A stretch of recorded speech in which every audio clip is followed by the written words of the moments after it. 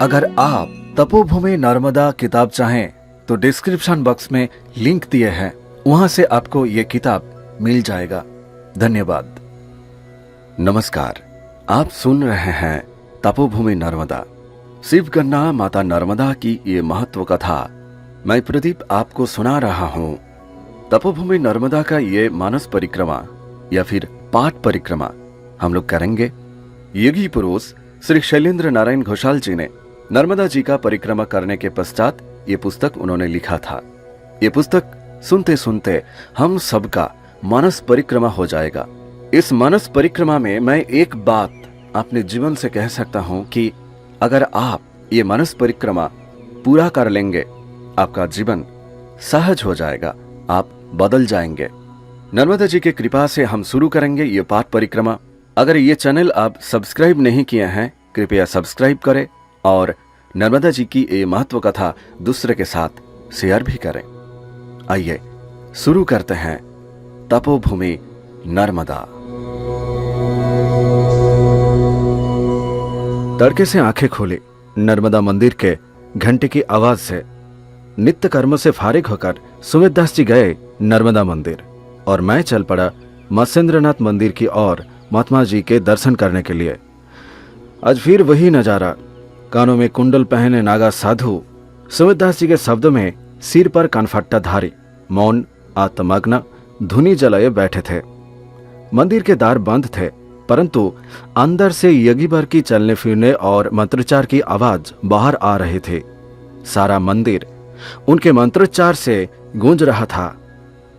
नमोस्तते सिद्धगणोई निसेविते, नमोस्तते सर्वत्र पवित्र मंगले, नमोस्तते विप्र सहस्र सेविते, नमोस्तते रुद्रांग समुद्भवे, नमोस्तते सर्वपौतित पावने, नमोस्तते देवी वरप्रदे शुभे, नमामि ते शीत जले सुखो प्रदे, स्वरिद्वरे पाप हरे विचित्रते। इस मंत्र का अर्थ है, हे देवी, आपकी सेवा सिद्धगण करते हैं। अब सर्व प्रकार का मंगल प्रदान करने वाली है। आप ही से सब कोई पवित्रता प्राप्त करते हैं। आपको नमस्कार। हे देवी, आपकी उत्पत्ति रुद्र से हुई है। सहस्र ब्राह्मण आपकी सेवा करते हैं। आपको नमस्कार। हे शिवे, आप ही समग्र पदार्थों को पवित्र करती हैं। हे वरदायिनी देवी, आपको नमस्कार। आपका जल सुशीतल सुखदायी और पापों का हरण करने वाला है। हे सरित श्रेष्ठा, आपकी गति अतीव विचित्र है। आपको नमस्कार। मैंने सुना महापुरुष रो रो कर आकुल प्रार्थना कर रहे थे, हे मां नर्मदे, इस घोर कलियुग में भयंकर तमकलुषता के कारण सरिताएं सरोवर आदि सब कुछ क्षय प्राप्त हो रहे हैं। केवल मात्र आप ही नक्षत्र पथ की आकाश गंगा मंदाकिनी की जलराशि को सूक्ष्म रूप से आपने वक्षस्थल पर धारण किए हैं और आप यहां विराजमान हैं। हे वरदे, आपके कृपा प्रसाद से हम इस भीषण व्यापक काल को पार कर शिव जी की कृपा को प्राप्त करें। हे वरिष्ठे, अब कृपया हम पर सुप्रसन्न हो और अपना अनुग्रह प्रदर्शित करें, प्रदर्शित करें, प्रदर्शित करें। मैंने सुना स्तोत्र पाठ समाप्त हुआ, परंतु बंद द्वार नहीं खुले। कुछ देर तक प्रतीक्षा करने के बाद मैं मंदिर के द्वार पर माथा टेककर वापस धर्मशाला चला आया। शाम के 4 बजे मैं पुनः गया शंकरनाथ जी के मंदिर पर। द्वार खुले थे, अंदर जाने की मनाही थी। मैं सुन रहा था, अंधेरे गर्भगृह से एक आदेश आया, सुनो बेटा, 2-4 दिनों में अमरकंटक छोड़ दो। बरसात शुरू हो जाएगी, सड़क दुर्गम हो जाएंगी। मैं भी कल सुबह दूसरी जगह चला जाऊंगा। तुम मार्कंडेय आश्रम में गए, मगर वहां आदि गुरु शंकराचार्य द्वारा पूजे गए पंचमुखी शिव जी का दर्शन नहीं किया। क्यों नहीं किया? सुनो बेटा, कल जाकर अवश्य दर्शन कर लेना। वो शिव जी अतीव जागृत हैं। बाद में फिर कभी मिलेंगे, फिर आना। शिवनं संतु पंथानो यत्रा शुभ हो, तुम्हारा पथ मंगलमय हो। विदा कर दिया उन्होंने। दूसरे ही दिन मैं दौड़ा गया मार्कंडेय आश्रम को। हमेशा की तरह आज भी शिव प्रसाद ब्रह्मचारी जी रीबा रीबा जप कर रहे थे। मैंने पंचमुखी शिव जी का दर्शन करना चाहा। वह मुझे अपने संग लेकर गए अपने पूजा घर में, जहां देवता फूलों से लदे पड़े थे। ब्रह्मचारी जी बोले, देखो बेटा, इष्ट देवता कोई नुमाइश की चीज नहीं है, इसलिए हम खुद से देवता को नहीं दिखाते। हर आदमी की नजरों में उसके सूक्ष्म मन का करंट तरंग लहराता है। सो मेरे इष्ट देव पर किसी की गंदी नजरें पड़े, मैं ऐसा नहीं चाहता। भविष्य में क्या होगा मैं नहीं जानता। धीरे धीरे अमरकंटक में तीर्थ यात्रियों का सिलसिला बढ़ता जाएगा। बड़ी सड़कें, ढेर से होटल, दुकान, सब कुछ इधर होगा। ऐसे में देवता की गरिमा कैसे सुरक्षित रहेगी वही जाने। इतना तो तय है कि देवी वस्तुएं जब तक गहन में हैं, गुप्त स्थान में छिपी रहती हैं, तब तक इनकी महिमा, इनका गौरव अटूट बना रहता है। आदि गुरु शंकराचार्य ने इसी मार्कंडेय आश्रम में पंचमुखी इन शिव जी का आविष्कार किया था। हम लोग गुरु परंपरा से सुनते आए हैं कि इन्हीं अर्धनारीश्वर पंचानन महादेव जी की पूजा संपन्न कर नर्मदा माई का दर्शन प्राप्त किए थे। समझे? मैं आश्रम से निकलकर नर्मदा मंदिर चला आया। तब तक सुमित दास जी ने अपना जप तप पूरा कर लिया था। धर्मशाला में भोजन करते करते मैंने सुमित दास जी से कहा, अच्छा महाराज, बरसात तो आने वाली है, हम यहाँ सब कुछ दर्शनीय जगह घूम भी चुके हैं, सो अब अमरकंटक छोड़ने का इरादा बुरा ना होगा। सुमित दास जी ने बोला, और कहाँ जाने का विचार है तुम्हारा? मैंने बोला, अब पिताजी ने कहा है कि एक बार जबलपुर घूमता जाऊं मैं। मेरे ये बात सुनने के बाद सुमित दास जी खुशी से उछल पड़े। उन्होंने बोले, इसलिए हम क्या कहूं, मेरा ये जो जबलपुर है ये तो मेरा स्थान है। वहां भेड़ा घाट में जहां भगवान दत्तात्रेय जी का गुफा है, वही नर्मदा किनारे हम निवास करते हैं। और 4 मूर्ति है मेरे आश्रम में।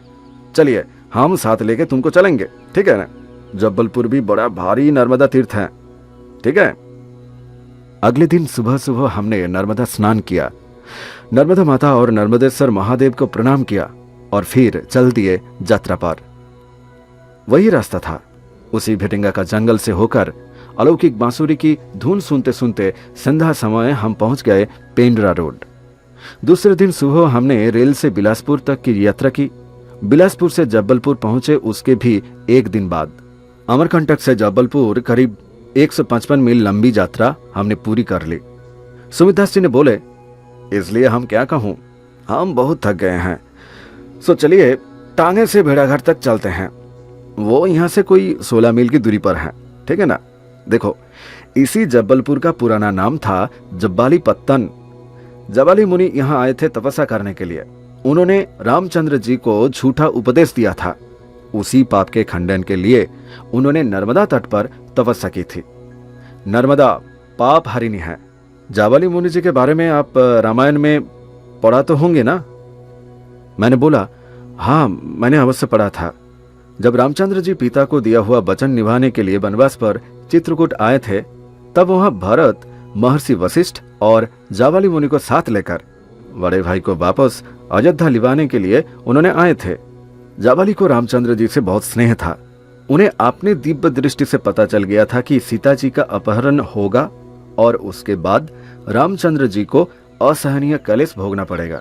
रामचंद्र जी को उस भविष्य संकट से बचाने के लिए उन्होंने रामचंद्र जी से कहा था, वत्स राम, तुम जिस वचन को निभाना अपना धर्म मानते हो, वो असल में तुम्हारा कुसंस्कार है, क्योंकि जिस जीव की सृष्टि शुक्र और खून के संसर्ग से होती है, उस जीव का अंत तो मृत्यु के संग ही हो जाता है। इस संसार में कौन किसका पिता है, कौन किसका पुत्र है? पिता दशरथ तो परलोक सिधार गए। उनके जीवित रहने पर तुमने जो वचन दिए थे, उनकी मृत्यु के बाद उनका क्या मूल्य बचता है?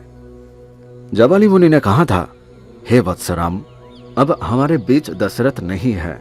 उनकी मौत की संग ही उन्हें दिया गया वचन भी अब समाप्त हो जाता है। उनके नश्वर जीवन की समाप्ति के साथ साथ उन्हें दिया गया वचन भी अर्थहीन हो गया है। अब वर्तमान में जो वास्तव है तुम्हें उसे ही अपनाना चाहिए, और जो परोक्ष या अदृश्य है उससे अपना जी छुड़ा लेना चाहिए। इसलिए हे वत्स, अब तुम्हारा हमारे साथ अयोध्या वापस चलना अधिक श्रेयस्कर होगा। अयोध्या में अपना सिंहासन तुम पुनः ग्रहण कर लो। सत्यसंध पितृभक्त श्री रामचंद्र जी ऐसा प्रतिकूल वचन सुनकर अत्यंत कुपित हुए। श्री रामचंद्र जी बोले, क्षमा कीजिए, आपके उपदेश का पालन करना मेरे लिए संभव नहीं।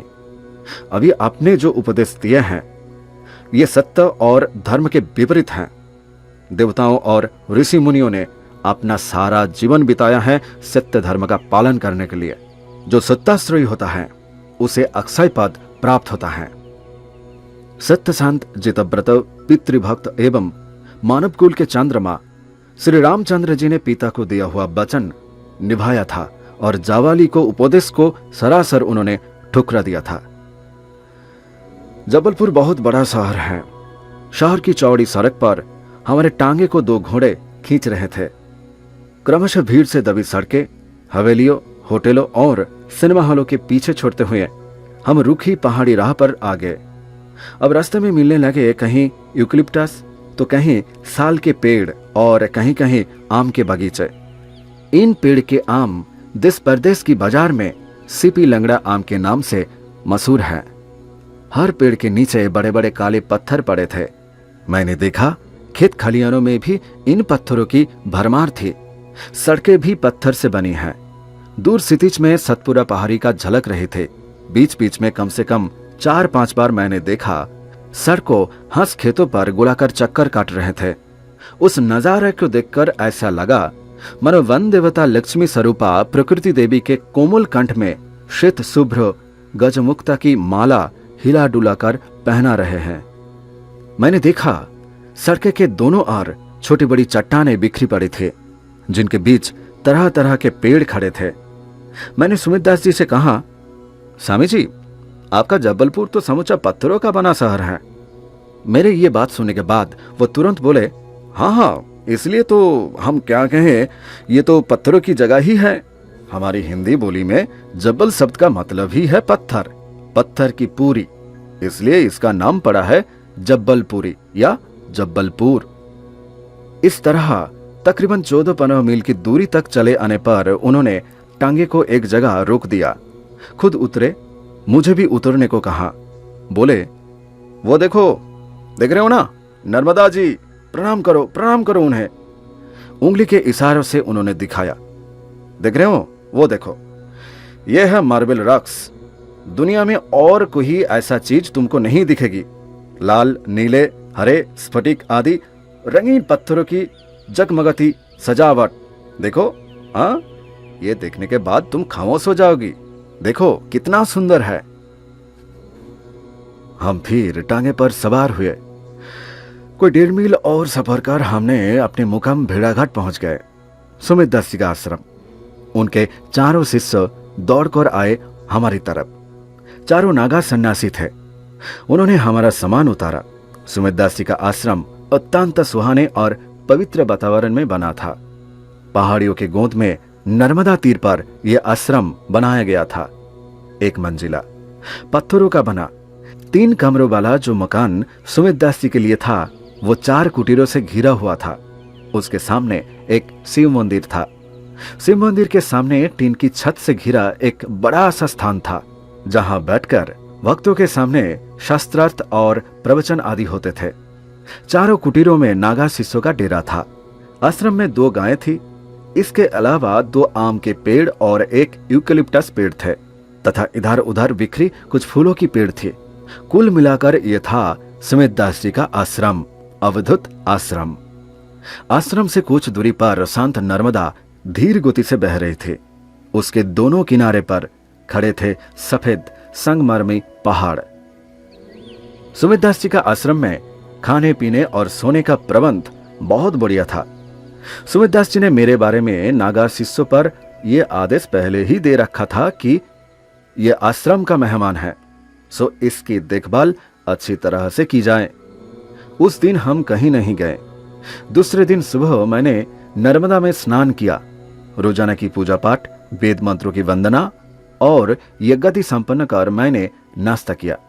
इसके बाद मेरी इच्छानुसार सुमित दास जी पहले मुझे ले गए दत्तात्रेय महर्षि के साधन क्षेत्र में। मैंने देखा वहां उनकी गुफा थी। सुमित दास जी ने मुझे सवाल किया, इसलिए हम क्या कहें, अच्छा शैलेंद्र, भगवान दत्तात्रेय के बारे में आप क्या जानते हैं? सुमित दास जी के ये सवाल सुनने के बाद मैंने बोलना शुरू किया। शिव कन्या नर्मदा माता वो सत्य है। इस विश्वास के साथ मैं ये एपिसोड यहां पर विराम देता हूं और आपको मैं एक सवाल करना चाहूंगा। क्या आप ईश्वर में विश्वास रखते हैं? जो कुछ भी आपका मन में है प्लीज कमेंट में लिखें। तपोभूमि नर्मदा का ये जो पाठ परिक्रमा, ये जो मानस परिक्रमा इस पहले एपिसोड से हम लोग शुरू किए, ये पाठ परिक्रमा, ये मानस परिक्रमा बहुत दूर तक चलेगा। मैं आपको रिक्वेस्ट करूंगा कि आप साथ में रहें, क्योंकि पाठ परिक्रमा या फिर मानस परिक्रमा अगर आप पूरा करेंगे तो आपका जीवन सहज हो जाएगा, बदल जाएगा। अगला एपिसोड में इसी चैनल में आपके साथ फिर मुलाकात होंगे। अगर आप इस चैनल को सब्सक्राइब नहीं किया है, प्लीज सब्सक्राइब करें। मैं नर्मदा जी से मैं प्रार्थना करता हूं कि आप अच्छा रहें, भक्ति पथ में रहें, सहज रहें। नमस्कार।